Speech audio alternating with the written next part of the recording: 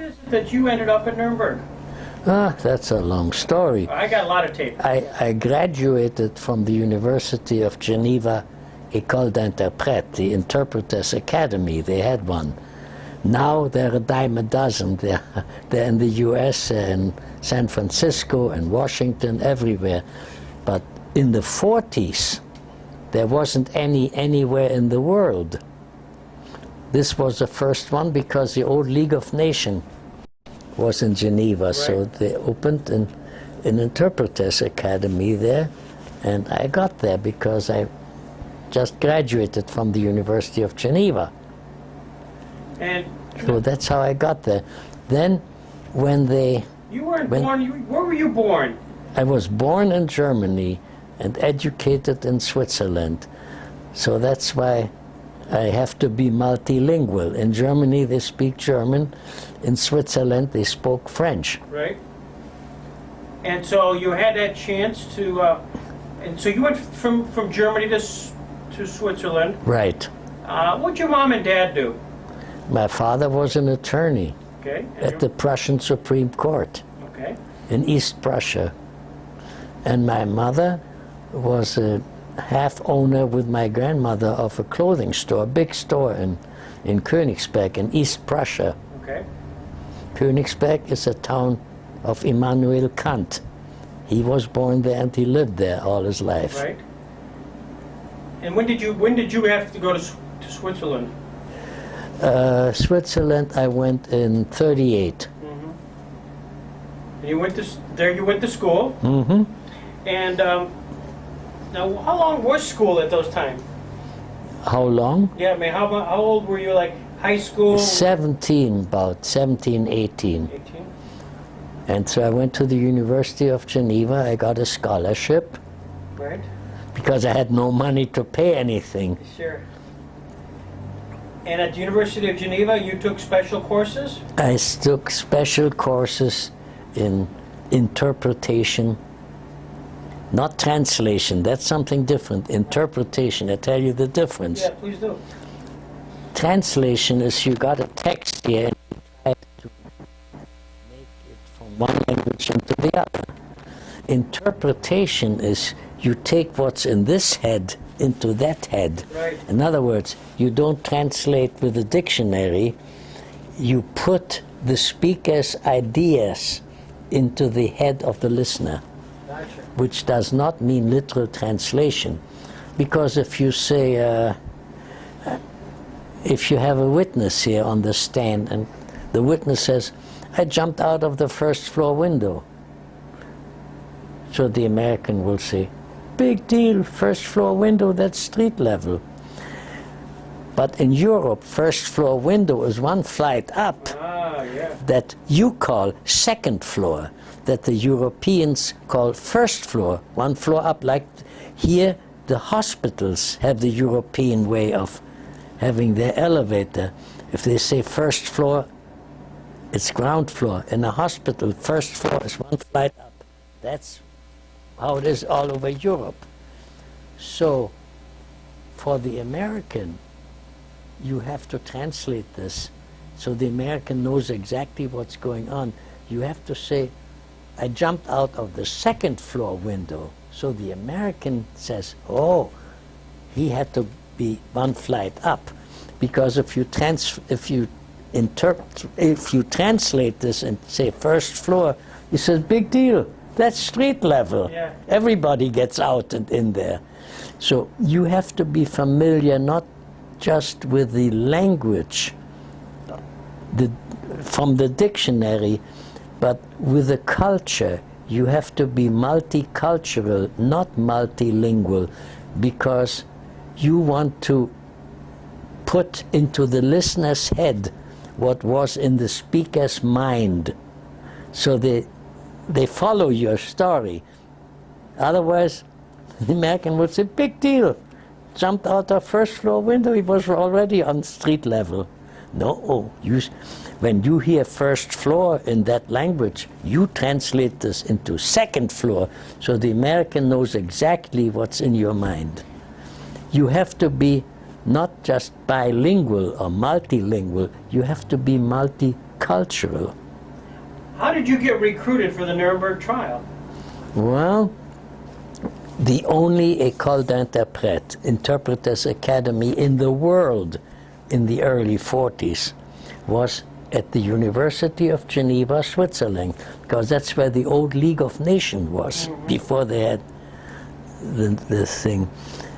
So I went there from the Faculté des Lettres, from the University of Geneva. I went to the Interpreters Academy and learned all those tricks. How to modulate the voice, how not to swallow the last syllable, which most people do when they speak. You finish your sentence at the level that even though you may have a horrible accent, but everybody understands what you're saying. They don't mind the accent. And you don't drop your voice at the end because the microphones are not 2008 quality. They're 1940 quality. Right. Primitive, not good acoustic, scratchy. So you have to finish your sentence at the level voice, not swallow the last word or two. Is what people do when they speak. Right. No, that's a no-no. So you got it. So we got voice training, we got interpreter training, French, English, German. You had to do all of that. So to somebody. It's a learned skill. There's nothing to it. If you know it, there's nothing to it. Well, if you don't know it, it's tough. It's tough. Well, you guys were really unique in a select group, and so did somebody from the court system actually come to your school? And of course, yeah. the American Army was recruiting translators and interpreters. So I asked the guy. He came to the University of Geneva to interrogate, and he took 3 guys out of about 15 or 20, and I was one of the 3, put us on a plane to Nuremberg. I said, I just read that you have 35 million German-speaking people in the US, American citizens. Why don't you take one of those? What do you want from us? He says, yeah, these million, 35 or whatever million Americans who pretend to speak German. Right. All they know is, where's the best beer? Where are the girls? That's all they learned as GIs in the army, in their service. They have no idea of political, military words. They are not familiar with legal terminology. They barely know it in their own language. They don't know it in any other language. You're the only ones we've got. Because they tell you, we know it. Well, they know enough to tell the barber how they want their hair cut, how they want their coffee, with or without cream. But that is not the wording we need. We need technical terminology, military terms in different languages. You have to translate into French or German or whatever it is. The lieutenant, you have to find the equivalent rank in the French army or in the German army. That you can't find in a dictionary. You have to be familiar with it. That's why we need you. So you did French, German, and English. Yeah. And when they recruited you, you were just one of a couple people who were selected there, weren't you? Oh, yeah. Because we had to know not just the language from a dictionary. That doesn't help. You have to be familiar with the political and military terms. You have to know what a Sturmbannführer is from the German. You have to find the similar or equivalent in English.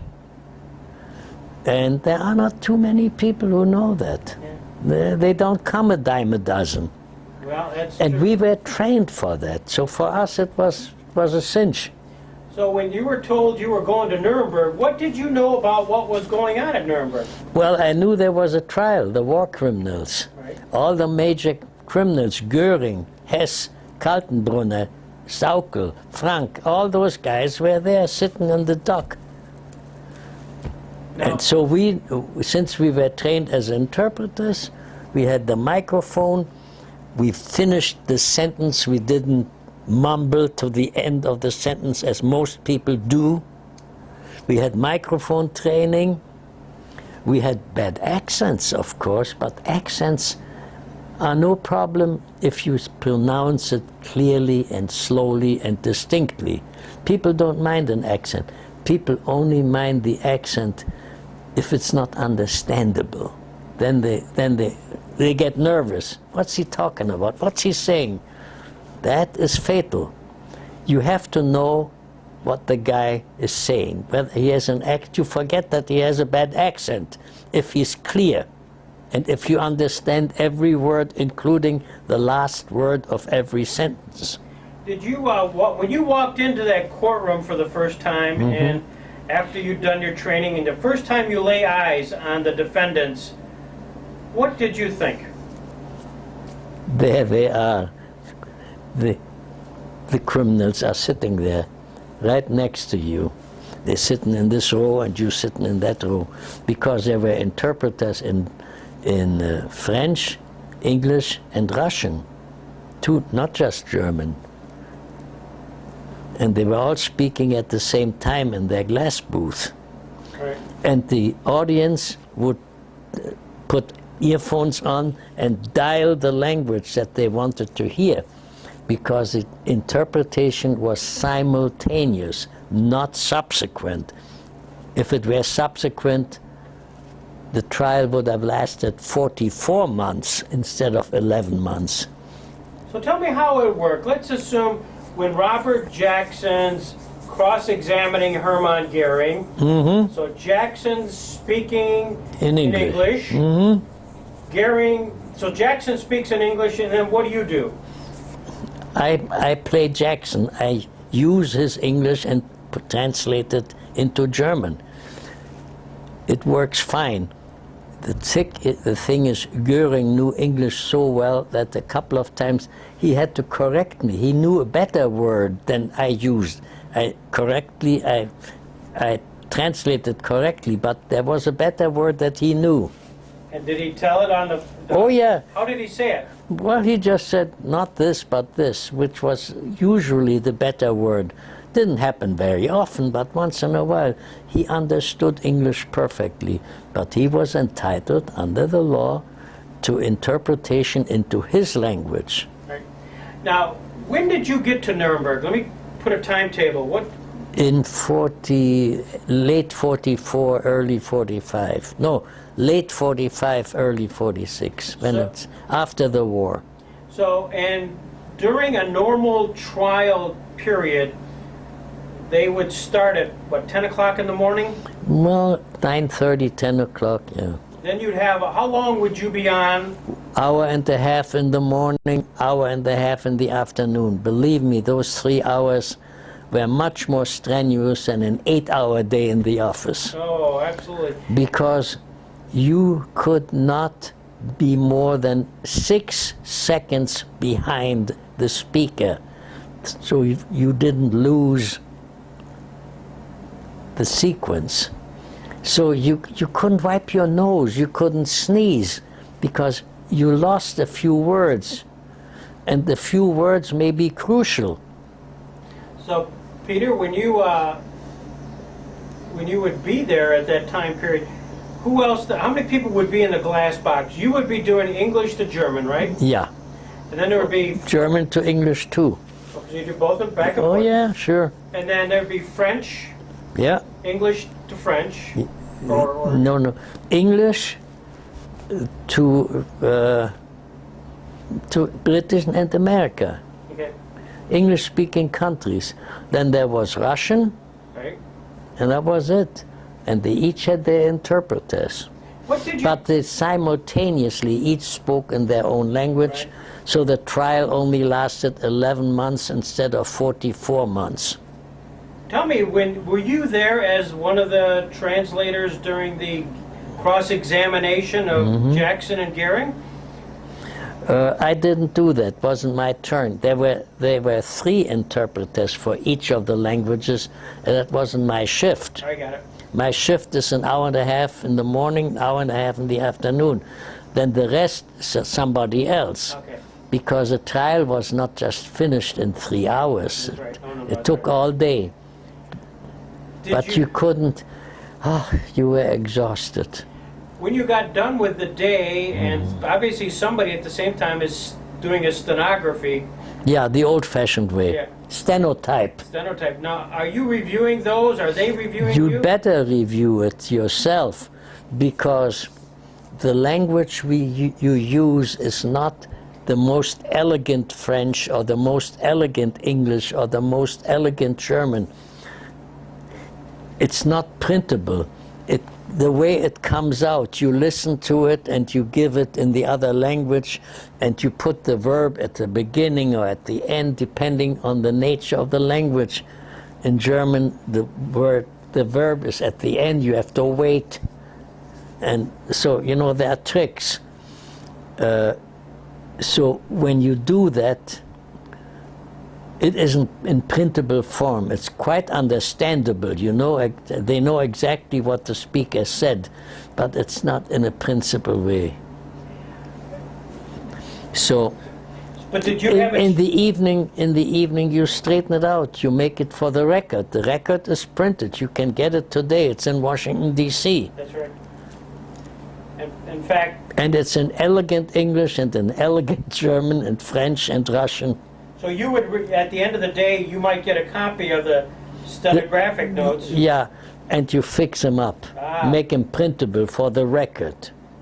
Interesting. You don't change them, you just correct it. You may have gotten the gist, you got everything that was said, but it was not in grammatical sequence. Gotcha. Interestingly enough, just down the road here in Winnetka is the attorney who was involved in the publication Oh, of what you do, of the work you did. And so when you corrected these things, it got into good. got into the record, yeah. It had to be in printable form for the official record.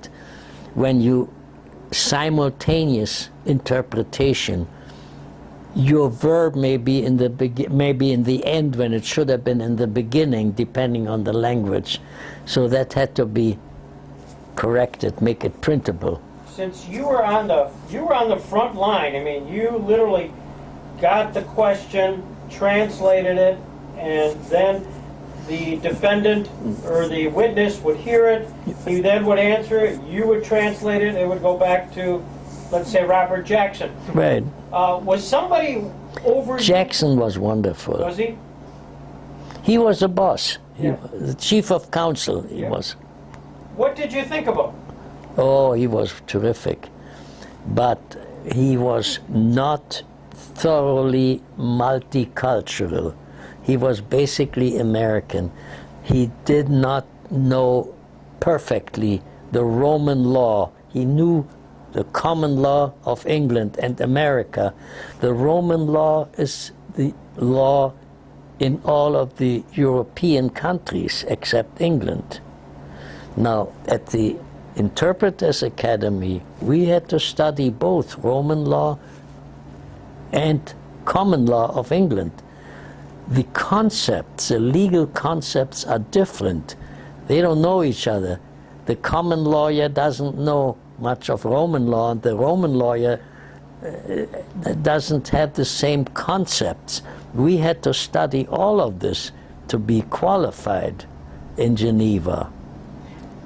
They're different concepts. The concept, for instance, of real estate. The American thinks he owns his 2 acres.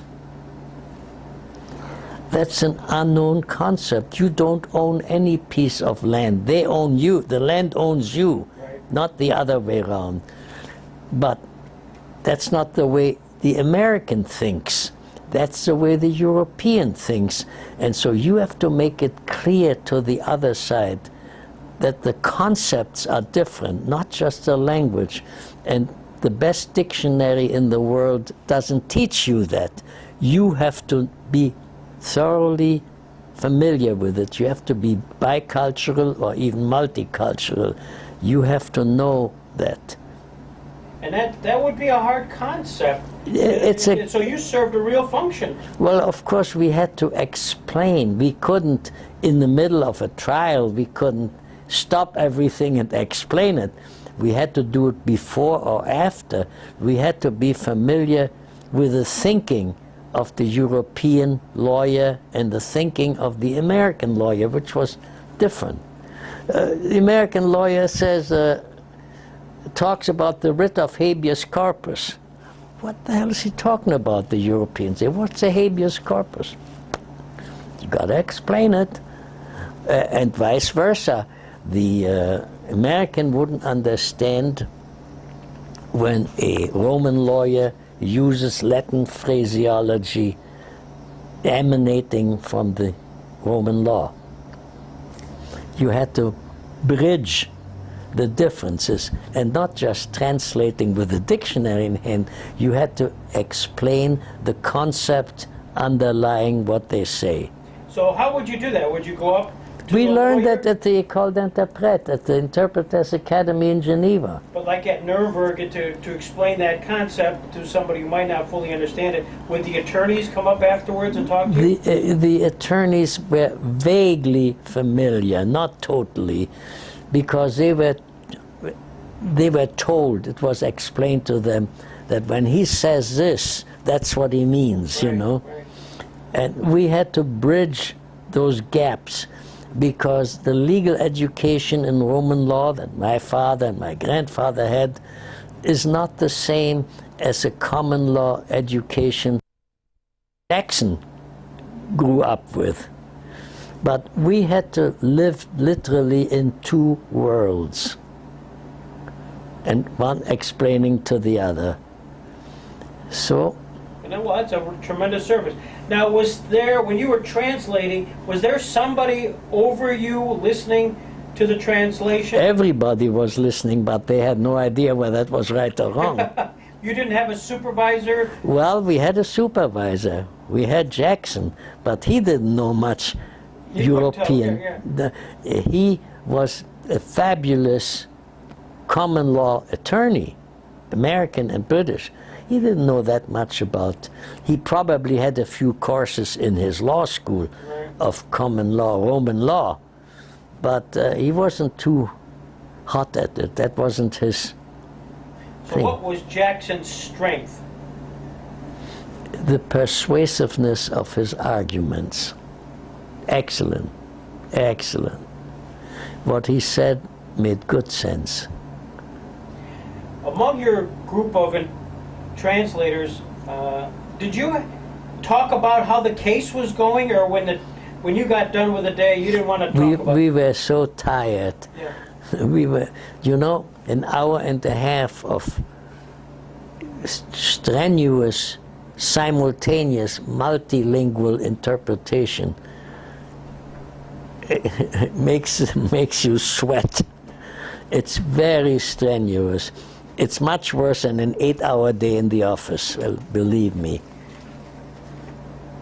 Was it, I know that you lost quite a few folks through the Holocaust. Yeah, Who did you lose? everybody. My father, my mother, a grandmother, and my only sister. I'm the only one who got away. How difficult was it for you to sit there and... That's a look at the question perpetrator? everybody asks me. You have to disassociate your feelings from your job. You have sworn to faithfully translate whatever it said. Well, you can't just get up and say, liar, liar. That's the end of your career. You have to translate these lies with a straight face. It's not easy, believe me, but you have to do it or else. you're in trouble. You have to leave your feelings at home and become a machine. Otherwise you cannot function, you cannot do what you're hired to do. Speaking of feelings, you were part of a team that translated the final judgments. Oh yes, we were locked up. How was that? 360 pages.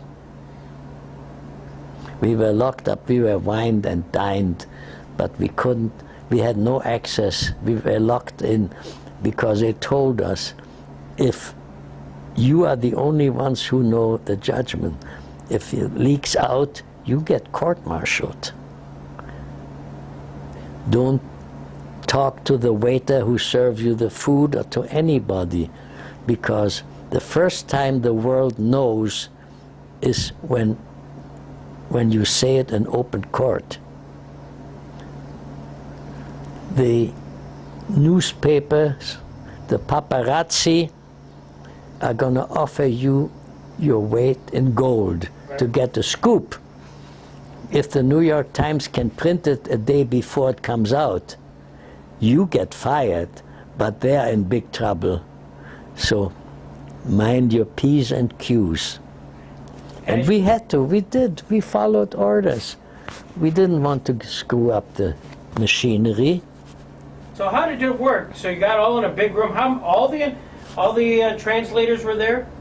Yeah, but we had different cubicles. Right. We didn't talk to each other, and we just did our job. That was hard enough. We couldn't have big conversations. We didn't talk about girls or drinks or something like that. We were fully engaged in what we were supposed to do. You just got a parts of the judgment to translate? No, I got the whole judgment to translate, Really? but I wasn't the only one. Ah. There were 3 of us doing the same thing. And you were doing it from English to German. German. Mm-hmm. As you're one of the first people in the world to read the judgment. Well, how did it come to you? Was it typed up or was it handwritten or? It was typed up nicely by secretaries. They had manual typewriters. Right. Don't think that they had these fancy new machines. Manual typewriters, the way I still have. I still have my typewriter from Germany, 60 years old. I use it every day. I'll be there. They were such good quality. They outlived me by many, many years. I use them every day. Here. Hold on.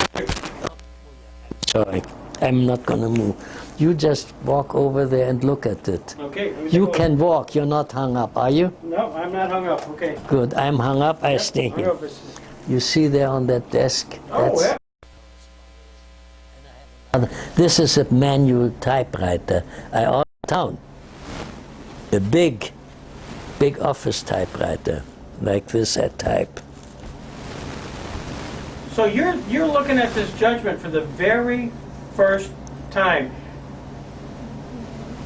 Were you surprised by some of the things you saw?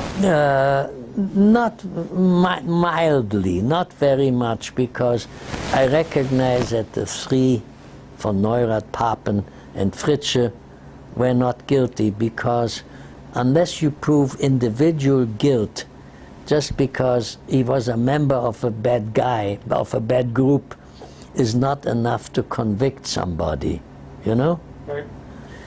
So I figured Fritzsche gets off because all he was reading the news that was fed to him by the Nazi supervisors. Like our news people who read the news, all they have to do is a good sonorous voice that sounds good. He doesn't write it down. Right. It is not his idea. He reads it off a script, so you can't accuse him of anything. That was what they did. They read off the propaganda that was fed to them. No individual guilt, they were just mouthpiece. Right. But the ones who prepared it, they were the ones we got after. Yeah, yeah. Yeah, those were the days, 60 years ago. 60 years. You know, I can't remember what I ate for dinner last night, but I remember everything that was going on 60 years ago. when you listen and see on the equipment you used, and the headsets, a little different than this. And how they were big, klutzy, heavy, and they squeezed your ears. They became all red and hurting. They were primitive. And so was a microphone. Scratchy old thing. Bolted down in the middle of the table, so you had to sit like this, not a little clip-on like you have today. You must have been tired with your back.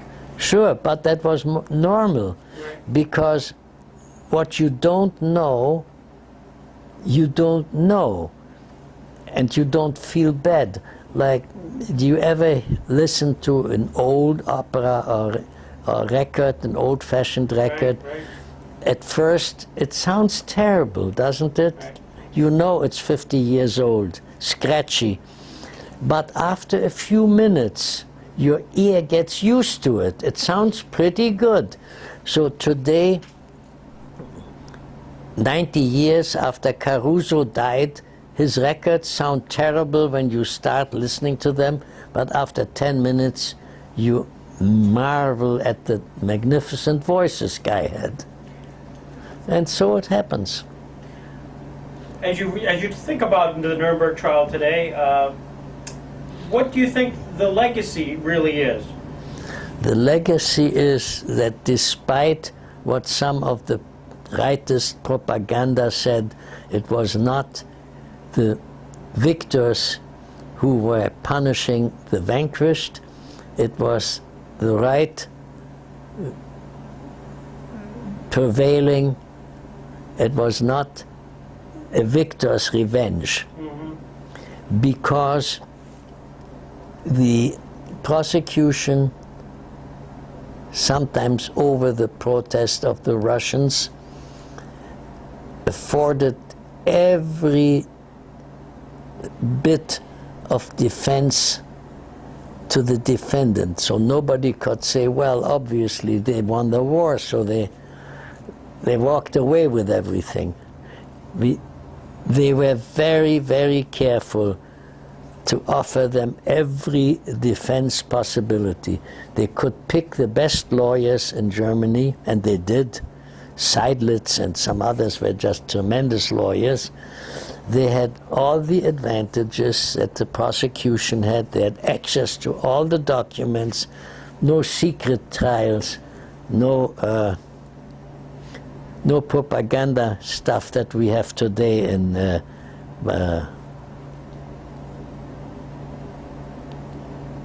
I always forget the name of the place here. Yeah.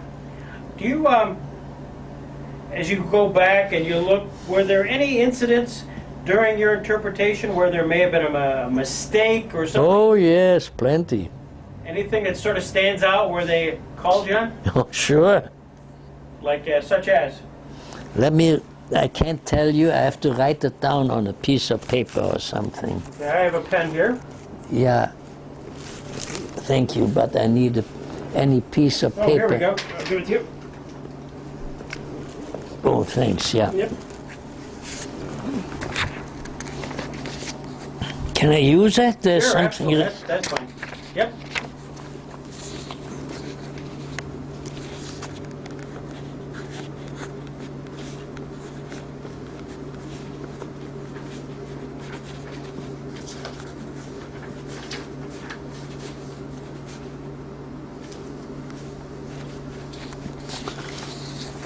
Say those two words.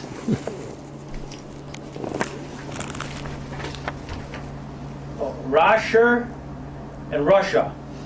Doesn't it sound very close Yeah, it does. in English? Yep, it sure does.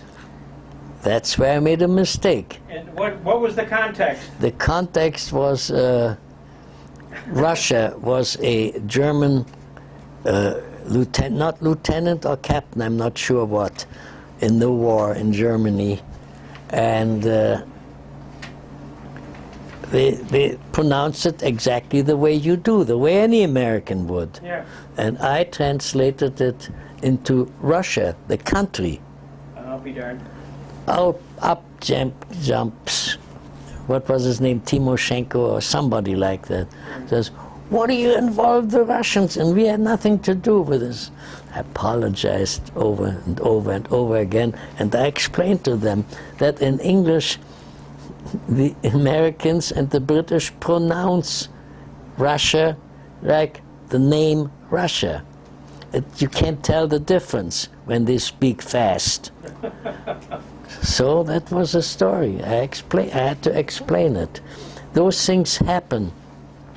If different languages are used, different accents prevail, one has to be terribly careful. Did you ever get a chance to go into an interrogation where they were interrogating a defendant? Göring. Göring? Göring. I can't remember. Milch also. Milch and Göring I had. I don't remember who. It wasn't Jackson, it was somebody else from the prosecution interrogating him, and I had to translate that. There's nothing complicated about it. What was Milch like? Milch was a Air Force Marshal, Luftmarschall. How do you know Milch? Oh, because one of his prosecutors in the subsequent trials is coming to Jamestown next week. Yeah. Milch was an Air Force man. He was in Nuremberg. Right? Sure. I saw him. I was there when he was examined. I'll be darned. And so you were there when they examined Göring in deposition and Yeah. Milch. Who? Anybody else you can remember? Well, all of them. I sat through the whole first trial for the whole Right. Kaltenbrunner, Streicher, Frank, What'd you think of von those guys? Neurath. I mean, if, like when I say Stryker, what was your reaction to him? Streicher was stupid. Yeah. Most of them were smart. We should not underestimate the opponents. Just because they're bad guys does not mean they're stupid guys. Right. What about Kaltenbrunner? Kaltenbrunner was mean, Yeah. very miserable. What about Rosenberg? Rosenberg, I can't remember much. He was there, he didn't say much. How about Hess? Hess was stupid, he didn't open his mouth, he never said anything. He was mentally disturbed. Do you have a sense of Ribbentrop? Oh yeah, he was smart. Yeah. He was a foreign secretary, Right. von Ribbentrop, and he spoke English perfectly. Of your translators, did most of them stay? You stayed. For the whole trial. And after that trial was There were 9 more trials, but I had enough. Yeah, I was just going to say. It's a big strain. Let somebody else. Did you think justice was done there at the trial? Definitely, definitely. Because the defendants were so spoiled, they had access to all the documents. There was no such thing as secret testimony, and they knew what they had to defend. Right. They were not, like today, we don't have the same amount of justice. The defendants are not given the rights. There's always an excuse. Well, there has to be some testimony, secret testimony. Well, how can you defend yourself if the testimony against you you don't know about? Yeah, exactly. That's what they're doing today. That was real justice in those days. The deck wasn't stacked against the defendants. That's why nobody can say that they were railroaded because they lost the war. The victors, the English, the Russians, the Americans, the French, were very much aware of that. That would have been the next canard. So they made very sure that these things never happened. Did you socialize much with your colleagues? In the evening, sure. We all ate together. We were in the hotel. At the Grand Hotel? The Grand Hotel in Nuremberg. It still stands. Right. We had good food. I didn't drink, so the booze I got, I traded in for a carton of cigarettes. Yeah. I smoked like a chimney in those days. I gave it up 20 years ago, but at that time, everybody smoked. It was the thing, the in thing to do. So I got my carton of cigarettes and gave him a bottle of booze, and everybody was happy. That was the exchange. The non-smokers didn't know. They used the carton of cigarettes that they got to get a bottle of booze, and everybody was happy. The boozers liked the booze, and I liked the cigarettes. Was there a sort of a... Were you able to fraternize with the German people? Well, fraternizing is too strong a word. But first of all, everybody who worked at the hotel, from cook to waiter to clean-up people, were Germans. They loved the jobs because we paid them in cigarettes. Money didn't mean a thing. American money you couldn't use. Script, you got paid in script, and that when you quit, you got that translated into dollars, because you couldn't use dollars there, and the mark wasn't worth anything. The mark was okay if you walked out of the hotel and you wanted your shoes shined. There were shoe shine people, you gave them a mark or two. They loved it. It was their currency. Right. But otherwise, we didn't have much to do. We went for walks, of course. We didn't want to be prisoners in the hotel for 24 hours a day. But there was nothing to see. The city was totally destroyed, and the MPs had made a one-way opening in the middle of the road for the jeeps to get through. That was all. We were picked up at the hotel in a jeep and driven to the Palace of Justice. That was all. The city was in total ruins except for the hotel, which the Allies saved from bombing because they wanted to have a place to live. There you go. And live it up. The IG Farben was saved too, that big compound, because they needed an office, a fancy office. So they saved that big yellow building there for headquarters, European ETA, Theater of Operation.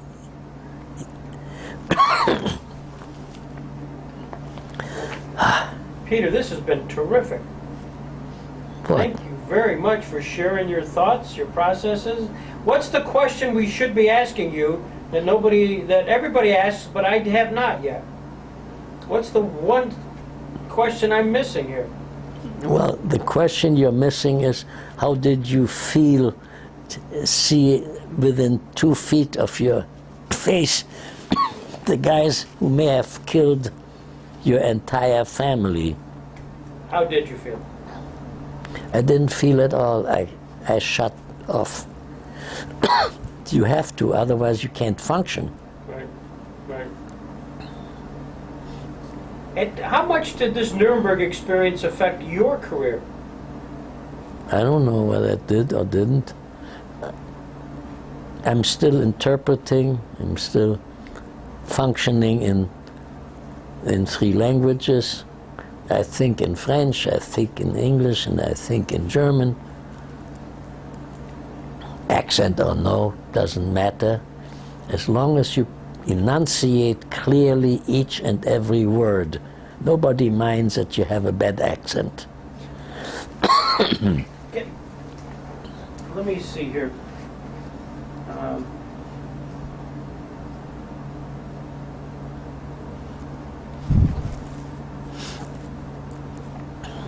Let me try something here. Yeah, but not an elegant, printable German. I have to take a few minutes to write it down. It's not difficult to translate. There are no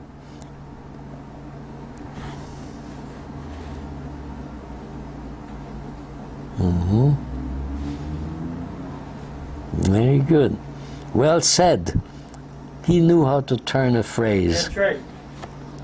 So if you were to try to, if I were listening here, if I'm Hermann Goering and I'm listening here, and Jackson's giving that speech, talk to me in German. Can you do that? Yeah, sure. Vier große Nationen, Sieg bewusst and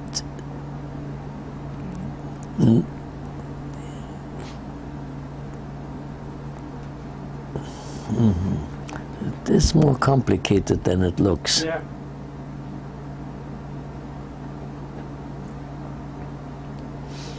Flushed with victory, I would interpret as siegestrunken, meaning drunk with, Right. which is not a literal translation, but which is a interpretation of what they said. Isn't that interesting? Yeah, exactly. That's what you have to do when you interpret. Not look at the dictionary and use the dictionary words, but use the speaker's idea and transplant it into the head of the listener. That's a trick of good interpretation. That was great. I loved how you did that. Well, you have to. Yeah. That's what you're trained. Everything you know is easy. Right. Everything somebody else knows is difficult. Right? That's right. So nothing. It was a great job. And we were trained to do a good job. Well, first of all, we were very cocky. We knew we couldn't be fired. There was no one else who could do it. So you can't fire the guy who's the only one. We knew we were the only one who could listen to one language and talk in another language simultaneously, so to allow the trial to end after 11 months instead of 44 months. Consecutive translation would have made the trial that month. It was unheard of for the first time anywhere in the world, although the Russians said the 1928 World Communist meeting in Moscow had something like it. But we didn't know that. Nobody else knew it either. Yep. It wasn't. But most of it we had to pioneer. Today, dime a dozen, everybody does it. The State Department has hundreds of interpreters which earphone and microphone do that.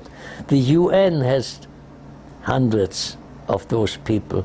There's nothing magic about it, but we were the first, we were the pioneers, because the old League of Nations didn't have that.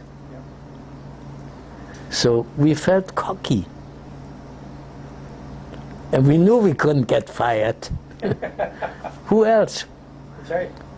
Kick you out? There's no one else Right. to take your place. Today we couldn't get away with it. Yeah, Today they're all over the place. Peter, this is fabulous. I'm sorry to take a lot of your Friday evening here, but I don't have anything better to do than listen to you. I don't have anything better to listen to you. This has been great. So I thank you very much for You're very putting on your time. And I'll leave that book with you, and you can have a chance to read a little bit about Jackson. Oh, wonderful. Yes, I don't know much about him except what I remember.